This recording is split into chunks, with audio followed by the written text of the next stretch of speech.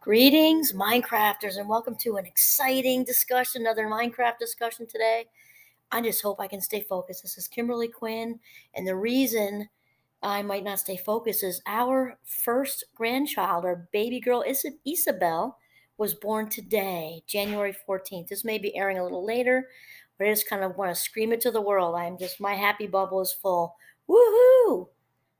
Now, so make a quick shift in because of course we're all about positivity here. What I'd like to talk about today, in addition to our brand new grandchild, is practicing regularly practicing a positive stress mindset or stress management. It's interesting because you hear lots about stress management, but we got to really. I'm hoping to just shift out of just that kind of locked into that management word because really it involves practice. Whatever we practice, we inevitably get better at, right? And I don't know, it involves a shift into a new perspective because stress isn't always bad, for one. We can change our outlook on anything, for two. And also, we can set ourselves up. I don't want to say prevention because that just sounds like a brick wall to me, but set ourselves up to maybe reduce some of the unnecessary stress in our lives. So we are practicing regularly positive stress, say management and perspective. Let's say that. And so my inspiration from for today it comes from Richard Carlson, PhD, and he writes these "Don't Sweat the Small Stuff" books. Right, they're little square. Actually, maybe they're not exactly square, but anyway, they're little books, and he's got a bunch of them. I own, I think, at least three or four of them. And one is about this one is coming from "Don't Sweat the Small Stuff in Love." So this particular inspiration is about sort of reducing relationship stress and also putting a positive spin on the stress that enters relationships when possible. It's obviously not always possible. If you look at the spectrum of the stress that can happen in relationships, of course, there's going to be a wide, gamut of things that we control, things we can't control, and such. We just want to take a look at that because remember, we're all about, with Minecraft, all about progress, not perfection. We're all about setting the bar, do our best, creating a happiness lifestyle. And this is about, we are always moving forward, kind of being living our best life and a better life today than we did yesterday to the best of our ability, right?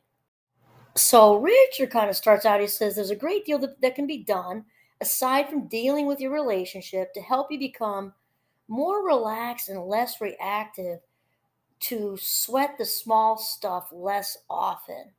And I mean, right there, I want to hone in on the more relaxed and less reactive piece because just stating again, I was doing an episode a few days ago, I think, on the Fast Mind Club, but we're talking about relaxation, and not everybody relaxes the same, just like anything else. Not everybody likes the same movies. Not everybody likes to exercise the same. Not everybody, likes the same, food. I mean, so obviously, but people really get locked into this. Relaxation means sitting on a couch and watching a movie, oftentimes sitting in the backyard with a lemonade.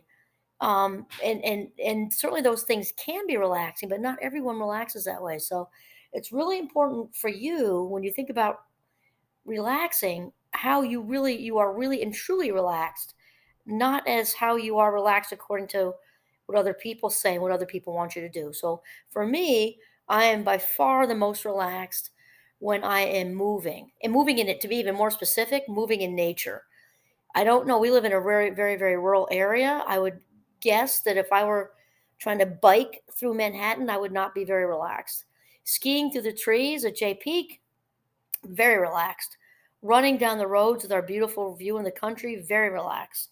Walking, even and playing with the goats in the backyard, very relaxed. Tai Chi with our person in town who does that in the library, very relaxed. So you really, really need to take a look at what personally works for you. And then the less reactive part is also important because it's relationship to mindfulness. So if we're talking about trying to reduce or minimize the stress, like kind of skimming as much, trimming the fat, right? Skimming as much stress, unnecessary stress, just doesn't need to be there, okay, as we can. There really isn't a way to not bring up mindfulness, which is about being present in this moment right now.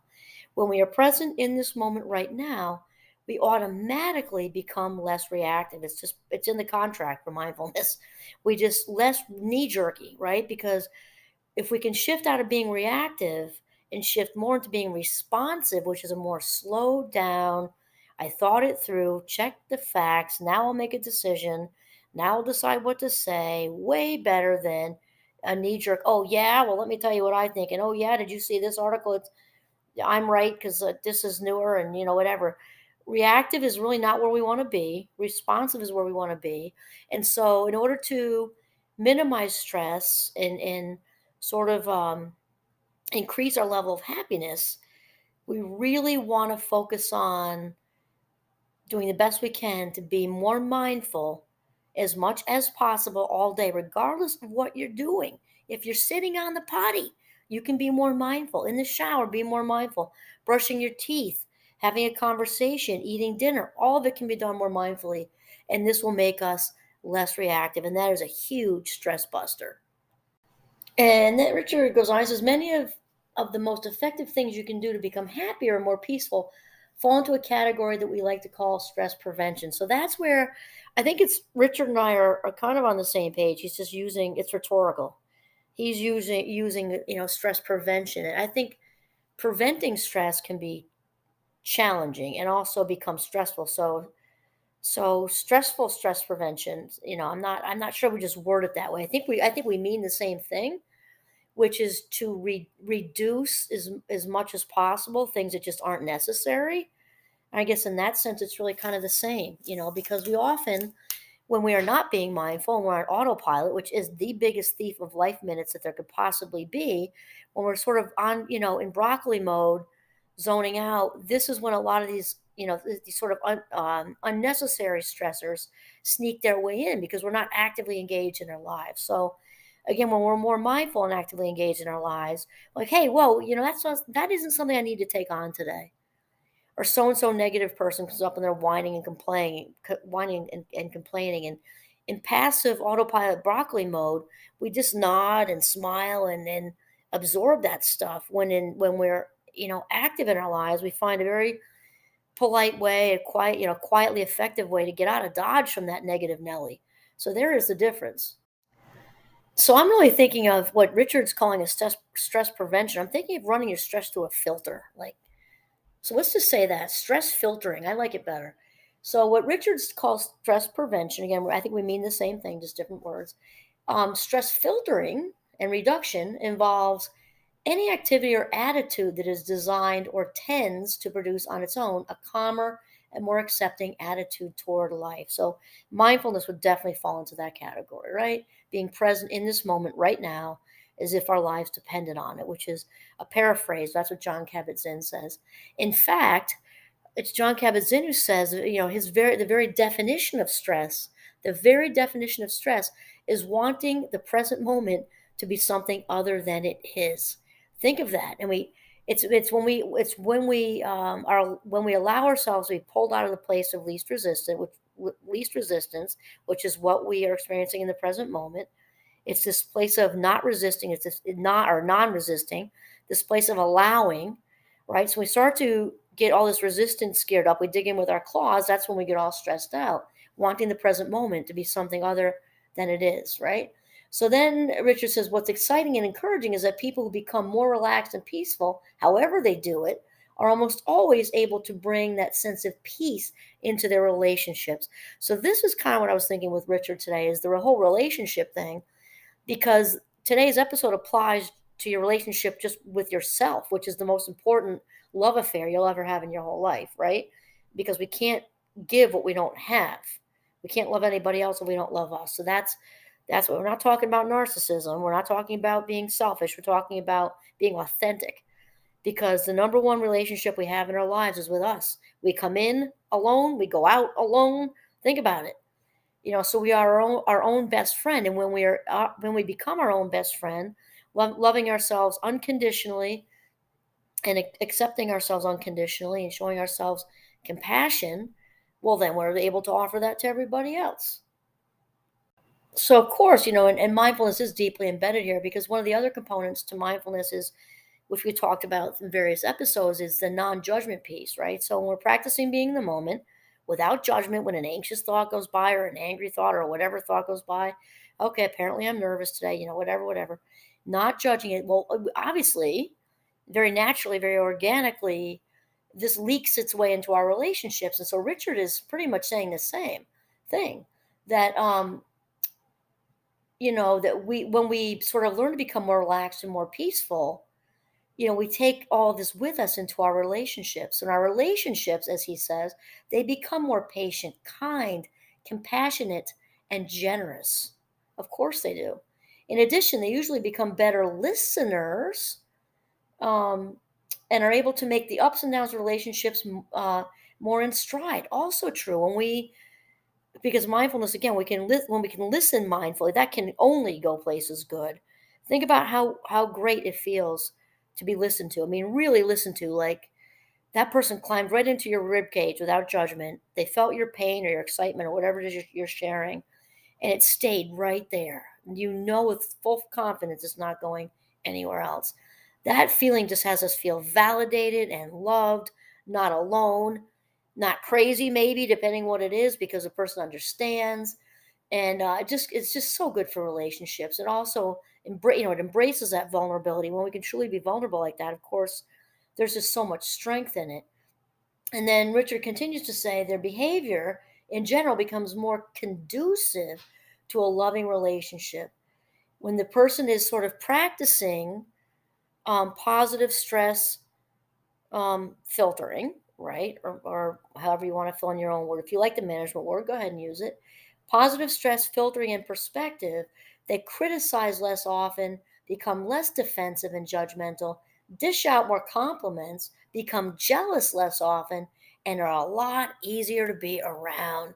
I love that, because here's the thing, and this is taking me straight to my dear friend Oprah. I love her so much. When she talks a lot about keeping ourselves filled up, which also rolls into our chat on stress filtering today, just like the mindfulness thing does. Because when we keep ourselves filled up, letting go of, or just say to yourself, hashtag self care is not selfish, right? When we let go of that whole guilt thing that goes along with, self care, practicing self care, and we actually embrace it and keep our cup full, right?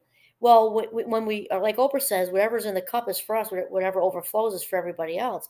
When we practice that diligently, then we have a lot more to give, for one, and we're very pleasant to be around. When we allow the cup to be empty, we've got nothing left to give. We're burnt out, miserable, and who wants to be around anybody like that? It takes me right to the book The Giving Tree, which anyone who knows me knows that I loathe that book. Not only is it my least favorite children's book, I can't even think of another children's book I don't like. Just that one. Because in my opinion, The Giving Tree should be called Codependency for Kids. I mean, because I'm thinking of the tree, the mother tree, if you know the story, and the little boy, and then he grows up, he just keeps taking branches and then fruit and then this and then that. That makes a canoe out of part of her. So she's cut down, cut down, cut down, missing her leaves, missing her fruit, and then missing most of herself, because her trunk is cut down to nothing. And then he ends up still using her by having a seat on her because she's the place to sit. It's absolutely horrible in my opinion. Anyway, we don't want you don't want to be a tree at the stump level. This is not the message we want to send to our kids either, that this is what you need to do, is be completely, physically, emotionally, spiritually depleted, and only then can you be happy. I mean, think about that. So Richard goes on to talk about, he says he did an informal research study project that was designed to determine the effectiveness of various stress reducing techniques. What I discovered was impressive but not surprising. It turned out that people who took a regular yoga or meditation class once a week were 3 times less likely to describe their relationships as stressful. Well, that's no big surprise for every reason we just talked about, right? When we take charge of our lives, right, we realize we're the captains of our own ships. All the other ships in the lagoon benefit too. That's just how it works. And what's interesting, I'm just going to paraphrase here because Richard talks about, and he's absolutely spot on accurate, that when he brings it up to people, they'll often say, I don't have time for a yoga class. I don't have time for a meditation class. And this brings me to what John Kabat-Zinn says too. If mindfulness is something just to add to your to-do list, don't bother. You're just not ready because mindfulness is about being, not doing. It's also free, by the way, right? It's free to be actively engaged in your life is free. Well, look at it that way. There really isn't, forgive me for saying so, there really isn't an excuse. You can mindfully drive, which also works out for other people for the obvious reason. So, really, this is what we're talking about and accepting the present moment as it is.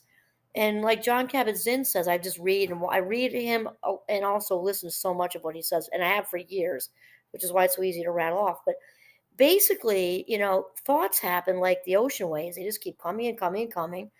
And life kind of is like a lasagna noodle too, up, down, up, down, up. So it's kind of like, I forget exactly how he says it. Basically, if you can't stop the waves, learn to surf. And we will become less stressed out. And there's so many people say this. My good friend Oprah, Abraham Hicks is another one, Aaron Doughty in different ways. And the thing is, it's about acceptance and taking life as it comes because so often we get locked into this illusion of control, which is all it is an illusion. And it's such a happier, less stressful existence on this planet to just take life as it comes. I'm not saying because with my Minecrafters in class, I'll say, is it that simple? Yes. Is that easy? Not necessarily. Especially if you've gotten very comfortable being stressed, and you might chuckle at that. But some people are, if you've ever met them, they almost wouldn't know what to do if they had a few hours, never mind a whole day or week without hardly any stress. You have to create it. I know people who do that. Not just stress, but actual drama. If things are going well, they just have to come up with something. If they don't have any drama of their own. They kind of mooch on to somebody else's drama. So they can just talk about all of it and all the negativity. And it's you got to really take a look at that dynamic because that is nothing but a habit, and habits can be shifted out of. It might be a little bit of an uphill push for a while, but you can absolutely do it. And also, when you get on the track, this, mind craft, happiness lifestyle, living your best life, positivity, obviously, there's still curveballs in life. Nobody's saying that. However, I'll tell you this, it's kind of like you kind of grow a force field around you that nobody else can see. And you become highly sensitive to negativity, and it's like, oh, you just back up immediately. And I'm not saying be insensitive to people's genuine needs. I'm not saying that. I'm talking about the whiners and the complainers and oh my god, it's raining again, it's always on my day off. Like the clouds had a conspiracy to drop rain on these people, and you just really have to back up from it. You got to just back up from it, because we almost just have a resistance to it. We can't stand it, kind of thing. And so where we want to land is in a place of present moment orientation, right? Living our high vibe, living on our high flying frisbee as our high vibe selves in a place of love and acceptance.